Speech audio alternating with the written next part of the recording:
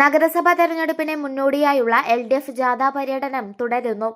ബുധനാഴ്ച വൈകിട്ട് ഉദ്ഘാടനം ചെയ്ത ജാഥ വ്യാഴാഴ്ച രാവിലെ പാലാ ബസാറിൽ നിന്നാണ് പര്യടനം ആരംഭിച്ചത്. മാണിക്കത്തുപടിയിൽ നൽകിയ സ്വീകരണത്തിൽ മുൻ നഗരസഭാ അധ്യക്ഷ VS രേവതി അധ്യക്ഷത വഹിച്ചു. ഗുരുവായൂർ രാജ്യത്തിന് തന്നെ മാതൃകയായി മാറിയെന്നും 25 വർഷത്തെ LDF ഭരണം നഗരസഭയുടെ മുഖച്ഛായ മാറ്റിയെന്നും സ്വീകരണത്തിന് നന്ദി പറഞ്ഞ് സംസാരിച്ച ജാഥ ക്യാപ്റ്റനായ ചെയർമാൻ M കൃഷ്ണദാസ് പറഞ്ഞു. വികസന പ്രവർത്തനങ്ങൾ രാജ്യം ശ്രദ്ധിച്ചു.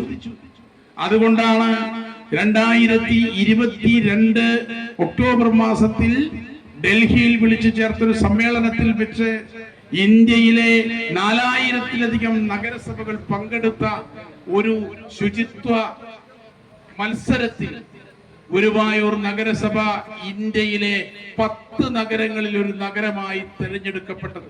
അവർ നൽകിയ വിശ്വാസത്തിനോട് നീതി കാണിച്ചിട്ടാണ് കഴിഞ്ഞ 1/4 നൂറ്റാണ്ട് കാലം ഈ നഗരസഭാ ഭരണം മുന്നോട്ട് പോയത്. അതുകൊണ്ടാണ് ഈ ഗുരുവായൂർ നഗരം ഇന്ന് ഒരുപാട് മാറ്റങ്ങൾക്ക് വിധേയമായി. ഈ തീർത്ഥാടന നഗരത്തിനെ അതിന്റെ മുഖച്ഛായ മാറ്റുന്ന വികസന പ്രവർത്തനങ്ങൾക്ക് നേതൃത്വം കൊടുക്കാൻ കഴിഞ്ഞ 25 വർഷക്കാലം എന്ന് അഭിമാനപൂർവ്വം ഞങ്ങൾക്ക് പറയാൻ കഴിയും. Councillor Devika Dileep, local committee അംഗം ബാഹുലയൻ, അമ്പിളി ഉണ്ണികൃഷ്ണൻ എന്നിവർ സംസാരിച്ചു. ജാഥ captain M Krishnadas, vice captain Aneeshma Shanoj, manager Mohandas എന്നിവരെ വിവിധ കക്ഷികളും ബഹുജന സംഘടനകളും ഷാൾ അണിയിച്ചു. ജാഥയുടെ വെള്ളിയാഴ്ചയിലെ പര്യടനം പേരകത്ത് നിന്ന് ആരംഭിക്കും.